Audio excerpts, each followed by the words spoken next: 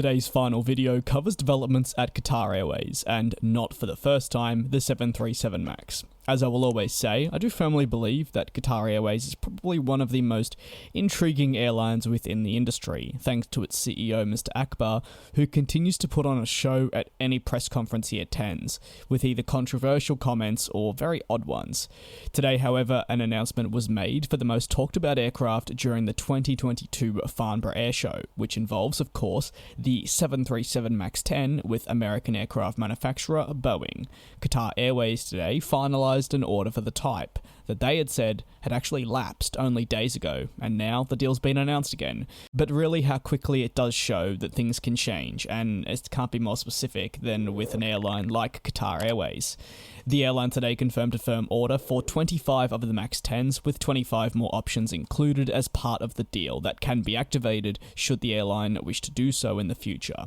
Stanley, who is the president and CEO, although I'm sure at this point, after this week's videos, you do know that, he said, "We are honoured that Qatar Airways has decided to add Boeing's single-aisle family to its fleet, deepening our relationship with this world-class airline. The 737-10 is ideally suited for Qatar Airways' regional network, and will provide the carrier with the most capable, most fuel-efficient airplane in its class." In January, an MOU between Boeing and Qatar Airways was signed for the 737 MAX 10, which at the same time was during the ongoing tensions between Airbus and Qatar Airways over both the A350 and the single-aisle A321neo order that has since been terminated by Airbus. Despite Qatar's attempts to try and get the order reinstated, of course this was to no avail.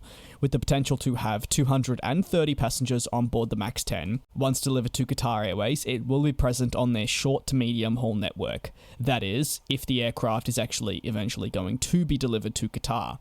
There are plenty of reasons as to why it may not, with one being the continued adjustments by Qatar Airways regarding future plans.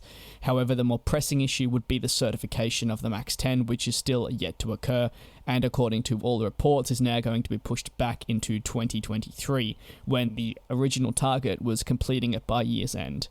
After such a successful airshow for the MAX 10, now Boeing faces, you could say, even more pressure to eventually get it certified.